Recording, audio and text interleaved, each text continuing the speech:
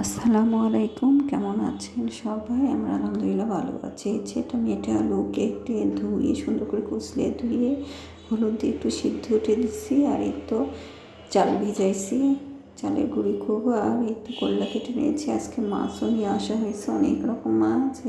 এই ছোটো মাছ, একটা রুই মাছ আর তেলাপিয়া মাছ, এগুলো কেটে নিয়ে আসছিলাম। এগুলো ধুয়ে পরিষ্কার করে দিয়েছি বুয়া। আমি আবার খলাই দিচ্ছি। আর এই তো করলা ভাজি করবো। আর এই তো সিম আলু দিয়ে চচ্চড়ি, পেঁয়াজ কেটে কাঁচামরিচ কেটে সব রেডি করা। এখন একটার পর একটা রান্না করবো আর নামাবো। যে মাছগুলো সব ফ্রিজে রেখে দিছি আর ভাগ করে নিছি আজকে রান্নার জন্য।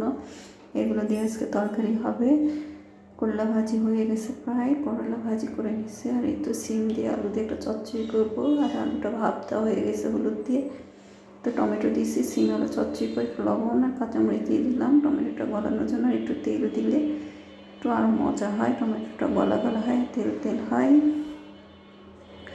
এই তো আমার চচ্চড়িটা হয়ে গেছে। কারণ আমার একটা চুলা রান্না করতে হচ্ছে, ওই পাশের চুলাটা একটু কালি পড়ে, এই জন্য আমি ওই চুলাতে হাঁড়ি উঠে দিচ্ছি না। এই চুলায় রান্না করে সব একে একে নামাবো।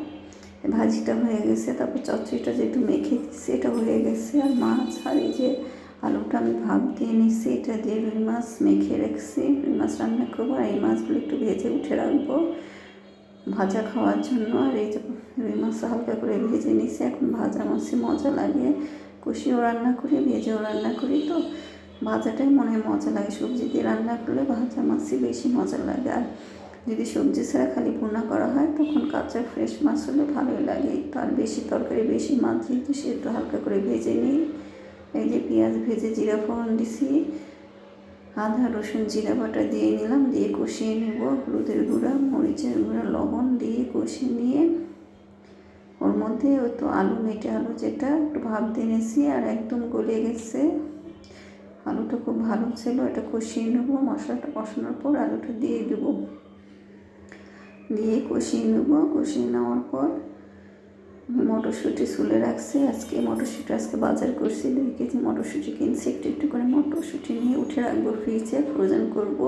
এই কারণে যেহেতু আমার শাশুড়ি আছে, আমার মাছ ওরা বেছে দিচ্ছে। এই যে আলুটা কষিয়ে নেবো, দেখেন কত সুন্দর সিদ্ধ হয়েছে আর কালারটাও দারুণ হয়েছে, খেতেও কিন্তু মজা। কষানো হয়ে গেলে মটরশুঁটি দিয়ে দেবো। কারণ মটরশুঁটিটা দিয়ে একটু কষিয়ে নিয়ে ঝোলের পানি দিয়ে দেবো, তাহলে হয়ে যাবে তরকারি। এভাবে আলু সিদ্ধ ফুলকপি দিয়েও রান্না করা যাবে। আলু সিদ্ধ করে ওইভাবে মটরশুঁটি দিয়ে রান্না করলে মজা লাগে। একটু মাছগুলো ভাজা মাছ দিয়ে দিলাম, রুই মাছগুলো দিয়ে একবারে ঝোলের পানি দিব, তাহলে তরকারিটা হয়ে যাবে আমার। আর যেদিন বাজার করা হয় মাছ টাছ কেনা হয় সেদিন অনেক প্যারা যায়। তার মধ্যে আজকে আমি চালও ভিজাইছি চালের গুঁড়ি করার জন্য। আর পিঠা টিঠাও সেভাবে খাওয়া হয়নি, একটা পর একটা ঝামেলা থাকে। আর সব অসুস্থ মানুষ, করতে চালেও করা হয় না আসল কথা। এই তো এই তরকারিটা আমার হয়ে গেল। কেমন হয়েছে দেখেন তো, খুব মজা হয়েছিল। এই যে আজকে আমার রান্না বান্না মাছ ভাজি, করলা ভাজি,